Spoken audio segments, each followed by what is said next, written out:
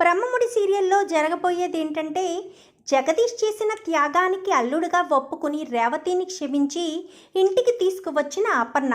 ఇంతకు ఏం జరిగింది? అసలు జగదీష్ ఏం త్యాగం చేశాడు? అల్లుడుగా అపర్ణ ఒప్పుకుని రేవతిని క్షమించి మరీ ఇంటికి తీసుకురావడం ఏంటి? ఇదంతా కూడా వీడియోలో చూసి తెలుసుకునేద్దాం. బ్రహ్మముడి అప్కమింగ్ ఎపిసోడ్స్లో ఏం జరుగుతుందనేది వీడియోలో చూసి తెలుసుకోవడానికి వీడియోని లైక్ చేసి ఛానల్ని సబ్స్క్రైబ్ చేసుకోవడం మాత్రం మర్చిపోవద్దు. మొత్తం మీద చూసుకున్నట్లయితే ఇంకా రేవతిని ఇటు జగదీష్ని మాటలనేసరికి వాళ్ళు ఎంతో బాధగా ఇంటికి తిరిగి వచ్చేస్తారు.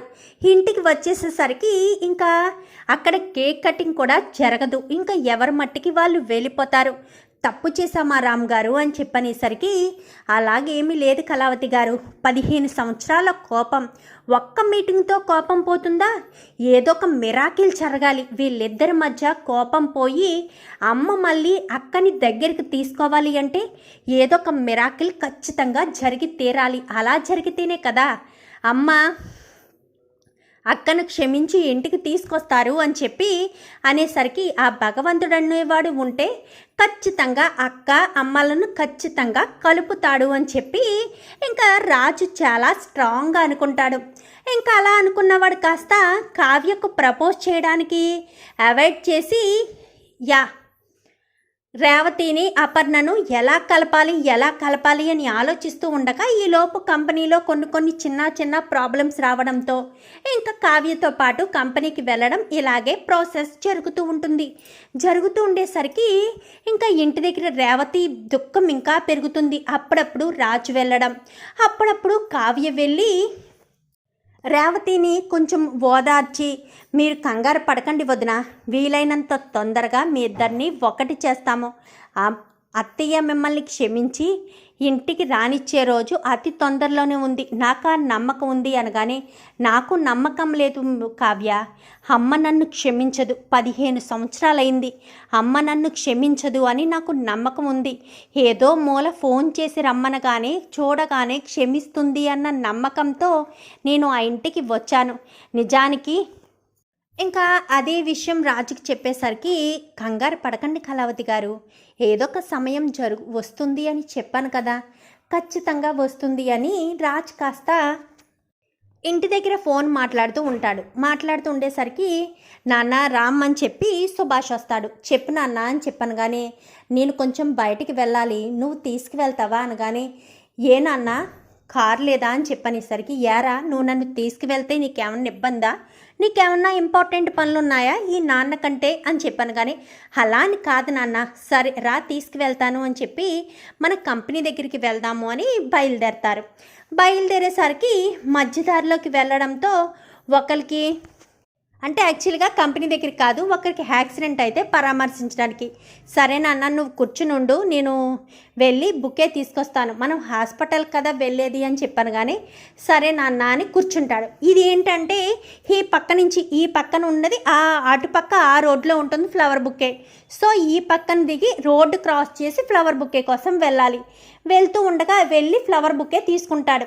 అక్కడే ట్రాఫిక్ జామ్లో జగదీష్ ఉంటాడు. జగదీష్ ఉండి చూస్తాడు, మామయ్యలాగా ఉన్నారే అని చూస్తూ ఉండేసరికి అటు నుంచి ఒక లారీ బ్రేక్ ఫెయిల్ అయ్యి అదుపు తప్పి వచ్చేస్తూ ఉంటుంది. ఈ ఫ్లవర్ బుకే షాప్ దగ్గర నుండి ఫ్లవర్ బుకే కొంటూ ఉంటాడు.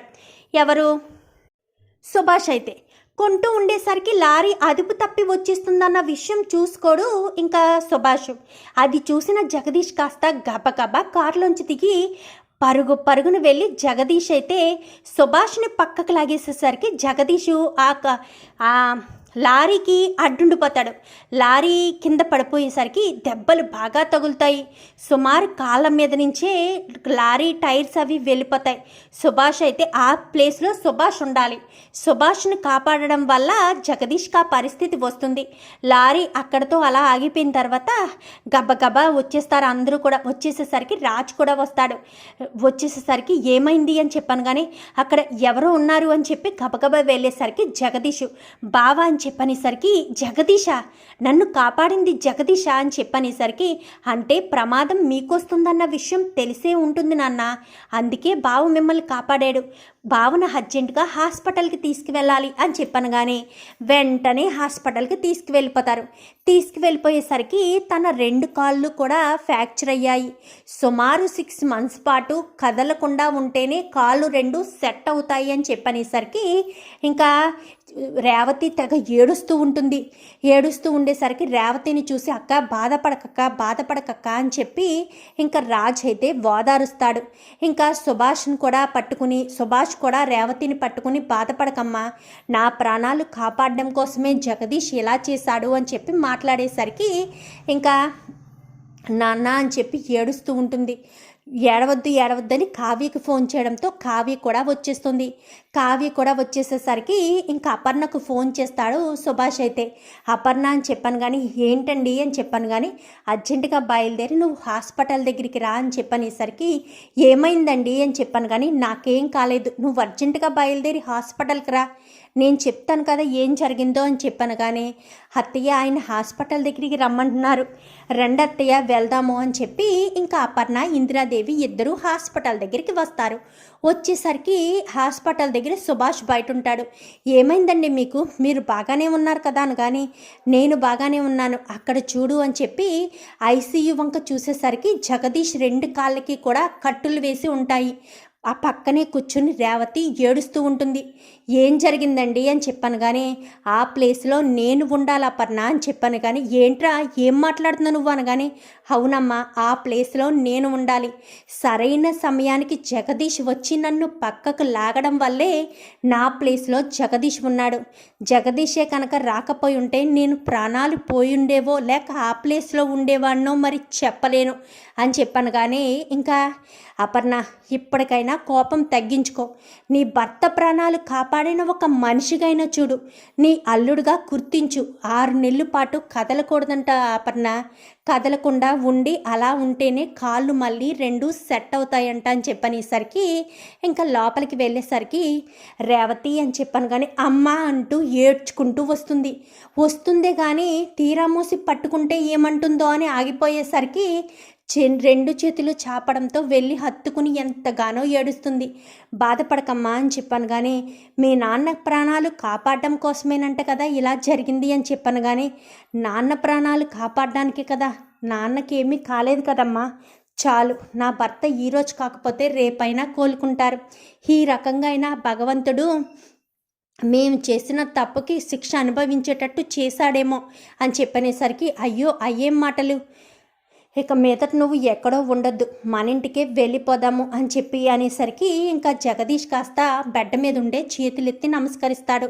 నేను నమస్కరించాల్సింది నీకు, నా పసుపు కుంకాలు కాపాడినందుకు నీకు నమస్కరించాలి, మిమ్మల్ని ఎంతగానో అనుమానించినా కానీ మీరు మా రుణం తీర్చుకోవాలని నీ ప్రాణాలు అడ్డేసిన భర్త ప్రాణాలు కాపాడావు, చాలు, ఇంకా అంతకు మించిన నాకు వేరేదొద్దు, నన్ను క్షమించు అని చెప్పనేసరికి, అమ్మ నువ్వు నన్ను క్షమించమని అడగడం ఏంటి అని చెప్పనేసరికి, మనం ఇక్కడి నుంచి ఇటే ఇంటికి వెళ్ళిపోతాం, ఎక్కడ నా మనవడు అని చెప్పనేసరికి ఈలోపు రాజ్ కాస్త మనవడిని ఎత్తుకుని వస్తాడు.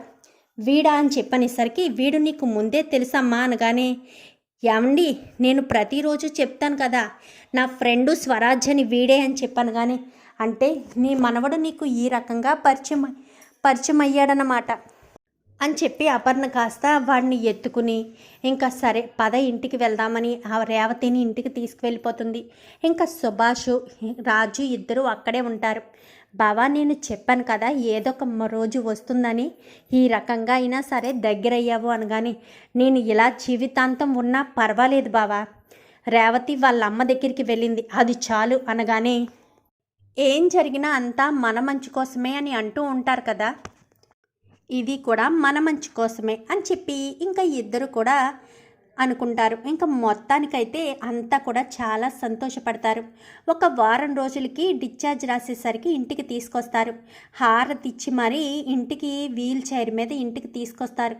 తీసుకొచ్చేసరికి అప్పటి నుంచి కూడా అపర్ణ అల్లుడికి ఏం కావాల్సిన అన్నీ కూడా దగ్గరుండి చూసుకోవడం, రేవతిని క్షమించి రేవతిని దగ్గర చేసుకోవడం, ఇంకా ఇంతకు ముందు ఎంత ప్రేమగా అయితే అపర్ణ రేవతిని చూసేదో అంత ప్రేమగానే చాలా ప్రేమగా చూసుకునేసరికి ఇంకా అంతా కూడా చాలా సంతోషపడతారు. రుద్రాని మాత్రం రగిలిపోతూ ఉంటుంది. ఎప్పుడు ఈ రేవతిని బయటికి గెంటాలని ప్లాన్ చేసిన ప్రతిసారి ఏదో ఒకటి జరిగి ఇలా రేవతి మళ్ళీ ఇంట్లో అడుగుపెట్టింది. ఇంకా రేవతిని మా వదిన్ని దూరం చేయడం ఇంకా ఎవరి వల్ల కాదు. ఇంకా వీళ్ళిద్దరూ ఒకటైపోయారు, ఇంకా సంతోషంగా ఉంటారు అని చెప్పి రుద్రాని కాస్త అనుకుంటుంది. చూద్దాం మరి రాబోయే ఎపిసోడ్స్లో ఈ రకంగానే జరిగి రేవతిని అపర్ణ క్షమించాలని మీరు కూడా కోరుకుంటే వీడియో నచ్చితే లైక్ చేసి ఛానల్ని సబ్స్క్రైబ్ చేసుకోండి. Thank you for watching.